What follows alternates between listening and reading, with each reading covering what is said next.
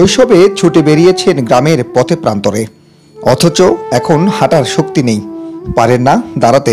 চলাফেরায় প্রয়োজন হয় অন্য কারো সাহায্যের।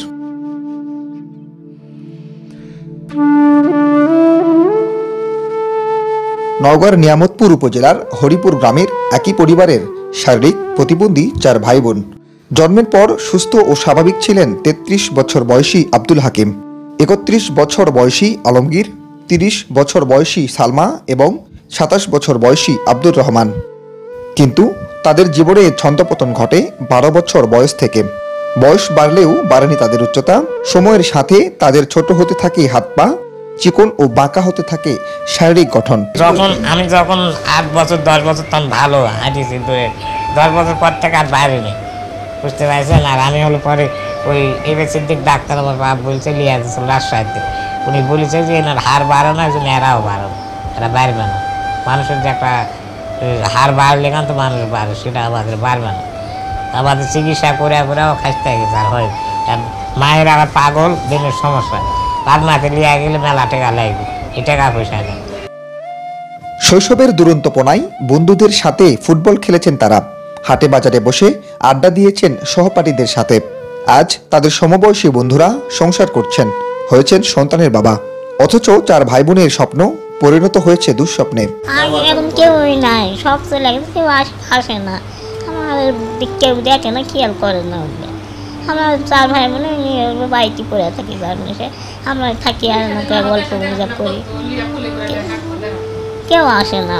আর আমার সাতকারা তারা বিয়ে হয়ে চলে গেছে, তারা থাকলে আমাকে সাথে থাকতো, গল্প বুঝাবো করতো, দূরে কাজ আগে দিত, কাজ লাগলে করে দিত। আমি কেউ পাশে আর নাই, আমি একা থাকি, করলেনের তো চিন্তা কষ্ট হয়। ছোটবেলার স্মৃতিগুলো এখনো কাদায় তাদের। তবে এমন অবস্থাতেও জীবন সংগ্রামে হার মানতে নারাজ 4 ভাই বোন। জীবনের এমন করুণ পরিস্থিতি মানিয়ে নিয়ে স্বপ্ন দেখেন এখনো। কষ্ট তো বুঝতেই পারছেন, এই তো পুরুলিয়া সিঁদুর পাহাড় আছে, ধিন্দি পাহাড়াও, পেশাব পায়খানা, চলাফেরা, খাওয়া দাওয়া, উঠতে বসতে, এগুলাই সাবস মানুষের মধ্যে তার পার হয়ে থাকে। ওরকম দুঃখে জীবন কারাগারের মধ্যেই বন্দি হয়ে পড়ে আছে। ঘরতে বাড়াবার পারছি, চলতেও পারছি, শরীরের যত্ন করারও লোক নাই, তকবির করারও লোক। একা মানুষ পায়া উঠে না, একটা মানুষের দরকার। বহু মেয়ে আমার দিকে অসহায় মাঝে পাশে ডাঙায় পরকালের আশা, আমার কাজ আজ পর্যন্ত কেউই ডাঙায়। ছেলে মেয়েদের এমন অবস্থা দেখে প্রায় 1.5 যুগ আগে মানসিক ভারসাম্য হারিয়ে ফেলেছেন মা। এরপর 4 ভাই বোনকেই দেখাশোনার জন্য আরেকটি বিয়ে করেন বাবা। বর্তমানে তাদের দৈনন্দিন কাজে সহায়তা করেন সৎমা কমলা বানু।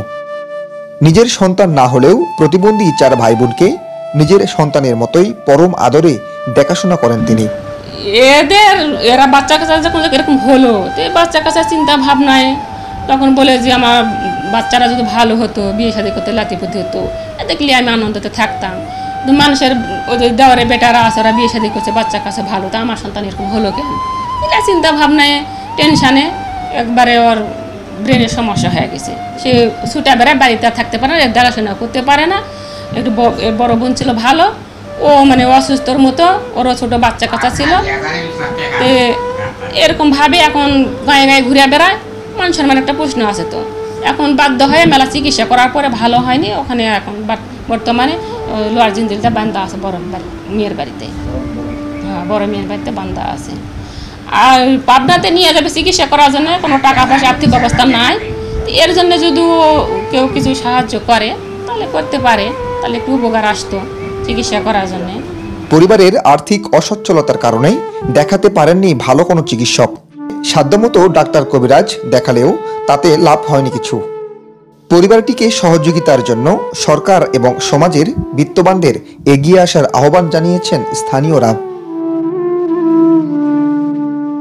তৌহিদ ইসলাম, এসএ টিভি, নওগাঁ।